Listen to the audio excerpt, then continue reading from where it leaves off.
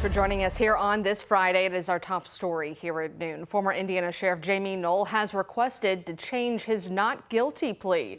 Knoll has been under investigation by Indiana State Police since June of last year and is currently facing 31 felony counts from theft, tax evasion, corrupt business practices, ghost employment, official misconduct, and money laundering. Attorney Zachary Stewart filed that request Thursday asking for a change of plea, which we've been told will be heard in court at 11 a.m. on Monday. You can follow along with those updates in his case and the background on the Jamie Knoll investigation right now on WHAS11.com and our free news app.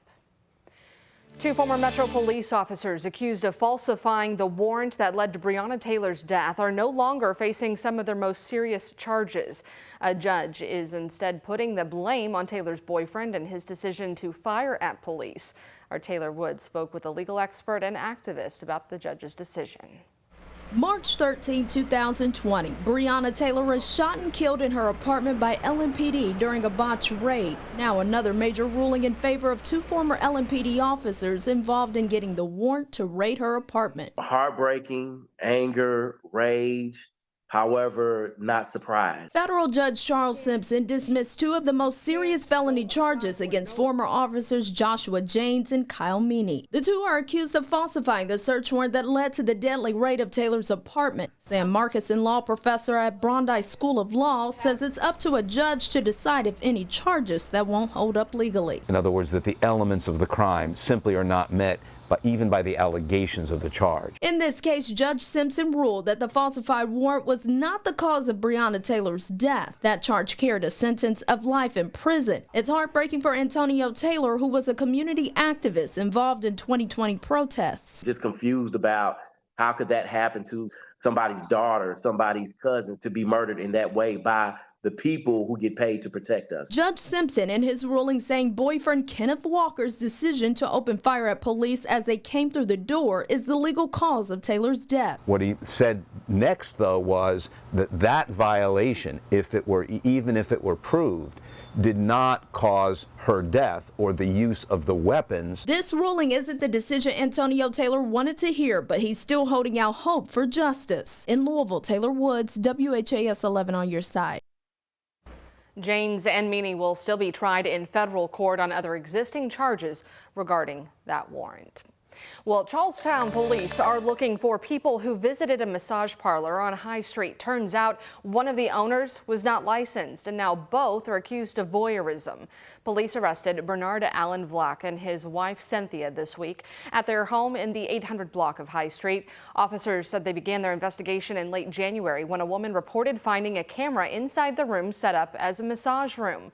Police said they discovered videos and images of people receiving massages, many of whom were naked, and said many of the videos also showed Cynthia engaging in sexual activity with clients in this room you're looking at. Both are facing 2 felony counts of voyeurism, and Cynthia is also charged with prostitution and engaging in massage therapy without a license. The Charlestown Police Department took to Facebook saying, "We want to emphasize that this investigation sought to provide justice for the individuals who went to that residence to receive a legitimate massage and were recorded without their knowledge or consent in their most vulnerable state. Those victims did not do anything to deserve such an invasion into their privacy." As part of a new safety plan for the Highlands, LMPD is adding more patrols to the area. It comes after recent shootings at several late-night businesses on Baxter Avenue. Since the department is still experiencing an officer shortage, these patrols will be covered by officers working overtime or extra shifts. LMPD said the added patrols will help make officers more visible to the community. We encourage our officers to interact with the community, receive information from them, and as well as the community interacting with our officers. So we want that positive interaction. So we've had that so people can see our officers, they can see our vehicles on the road. Police will also patrol for nuisance offenses like open containers, and there are new surveillance cameras in the area. A special prosecutor has been appointed to investigate the citation issued against New Albany's Mayor Jeff Gahan after he authorized emergency safety improvements at the Silver Creek Dam. The Indiana Department of Natural Resources said Otto Schock from Harrison County will handle the case. DNR and the U.S. Army Corps of Engineers halted work on that dam earlier this month, saying Gahan did not have the permits to authorize construction. Safety there has become a major concern after back in May when a teenager drowned after Memorial Day weekend. 12:04, we have made it to the weekend and nothing but blue skies and sunshine. A beautiful day to kick off maybe a visit to the State Fair, Sam. My goodness, yes, we are in Luck Brook. It's going to be a great day today. Today's the first day. It really feels like summer throughout the course of this week. We're noticing temperatures rising their way into the middle to upper 80s. And today we're going to be clipping 87 at the airport for the high temperature. Speaking of the airport, we're currently at 81. It's turning out to be a very nice and relaxing start to the noon hour. 77 in Lanesville. We do have a couple of other spots nearing the mid 80s right now, anywhere from Marion towards Washington counties. And Bedford, one of the cooler spots, still at 73 in portions of Lawrence County, Indiana. So later today, like I just alluded to, mid to upper 80s in the planner forecast.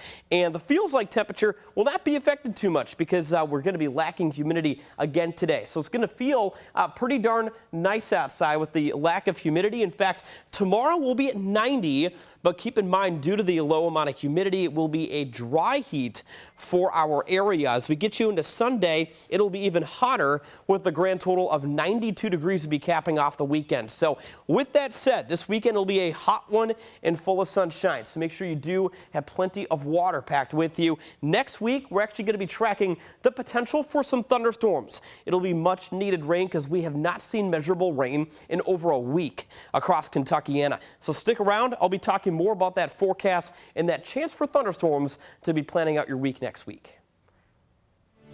TARC is continuing to gather feedback on potential changes to routes laid out in its TARC 2025 proposals. It's hosting more than 100 meetings to hear directly from riders. It's considering 3 different bus route concepts, with the top pick being more bus service to neighborhoods across Louisville, but it would require consistent local or state funding. Buses would arrive every 60 to 90 minutes, which some riders say is just too long. So you have to plan your schedule around taking the TARC and not around your schedule. You can't afford to lose that frequency. Equity has to be a big and central part of what TARC looks at moving forward.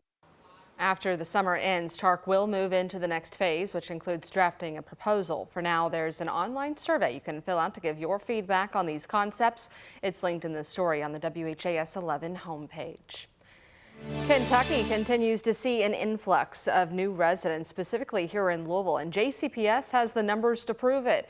The district said we are one of 3 states in the last 20 years to see an increase of more than 400% in multilingual learners.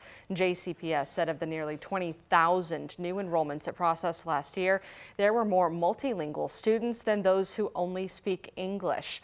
Today, 1 in 5 JCPS students are multilingual. If our multilingual learners were a school district of their own, they'd be the 4th largest school district in the state of Kentucky. So yes, it's adding beautifully. I will quote Dr. Polio, it's adding to the beautiful diversity of the fabric of JCPS. The district said it is making sure the resources needed are available for these students and teachers. This includes partnering with nonprofits like the Americana Community World Center, which hosts after-school programs.